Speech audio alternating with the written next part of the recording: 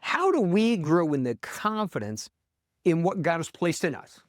The wisdom, the gifting, that's your spiritual empowerment, the insights He gives you, the strategies He gives you. How do we grow in the confidence in what God's also doing, that He wants us to succeed? That how do we grow in the confidence that every challenge is just God's opportunity to show Himself strong on our behalf, that He expects you to overcome, to be victorious?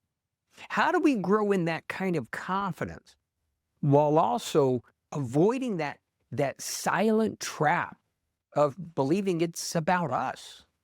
Avoiding that trap of thinking that somehow we made this happen, while at the same time understanding that God has called us to be an active participant in those victories.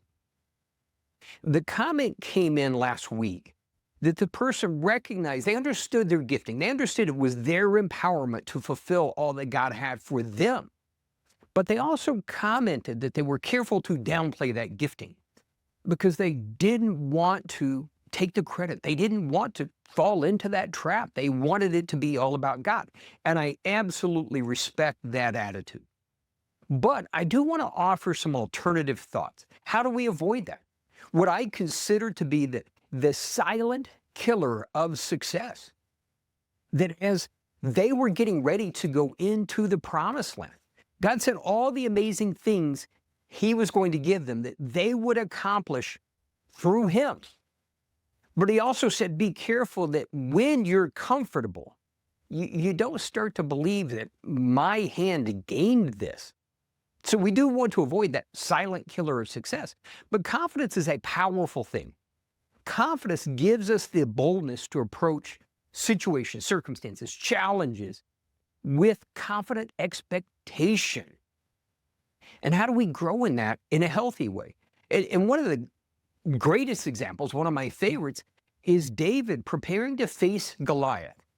It's the challenge everybody else was avoiding. Everybody else was waiting for someone to step up. And this youth did. And what did he say? What gave him the confidence to approach it? That when he'd faced the lion and the bear, God delivered them into his hand. And God would deliver Goliath into his hand. He understood it was God's empowerment aligned with his faithfulness. So a few thoughts on how we can grow in that confidence while being careful not to, again, believe that it's about us, that we just get to enjoy the benefits as long as God is the one that's glorified in the process. So a few thoughts. One is approaching everything with gratitude, that it would be an actual lifestyle and habit, that every victory, no matter how small, we actually take the time to thank God for it, to give Him the thanks. I'm thinking of the lepers. When Jesus healed this group of lepers and sent them to the priest to be declared clean, and only one returned to thank Him. It's human nature. We appreciate it and we move on, making gratitude part of our lifestyle. But the second is asking God, asking the Holy Spirit for new application.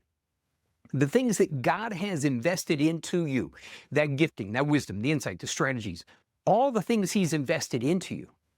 It's continually asking God for new application. How can I do this, Lord, in a new way? How can I not just do it the way I've always done it? Recently, we talked about one of our young warriors, and she's an entrepreneur.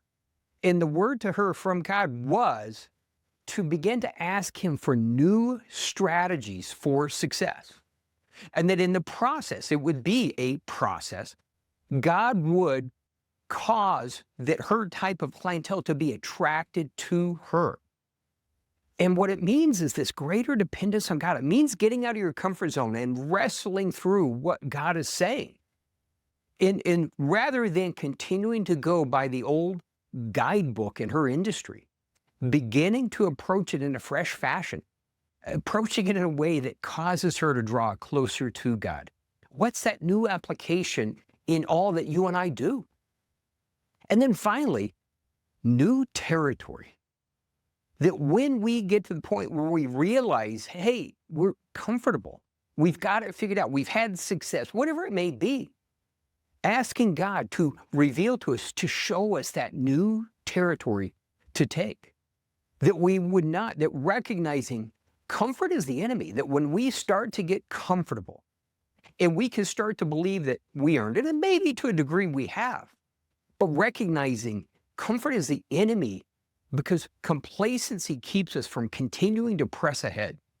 Think of Caleb. He's 85 years old. He's been faithful. They came into the promised land when he was 80. He spent 5 years helping others succeed. And at 85 years old, he said, give me my mountain, my arm for war, my ability to battle, my ability to take possession of what God has is as strong now as it has ever been.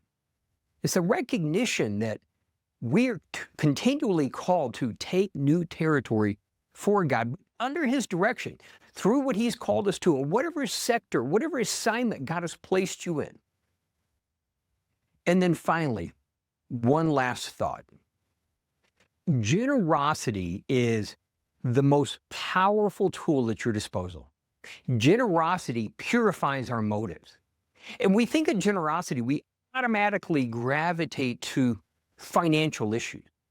But the reality is, generosity should pervade our entire life. That we are generous with our success. We're generous with the territory that God gives us. Generous with the applications God gives us. That gratitude and generosity should be the character traits that everyone recognizes you by. And again, as always, generosity purifies your motives. We can't be focused on us, on covetousness, on whatever it may be, and be genuinely generous at the same time. So approach things with gratitude, with generosity, looking for new application, looking for new territory, and growing in the confidence that God truly wants you to accomplish amazing things, and being able to do it without falling into that silent killer of success, of believing it's about us.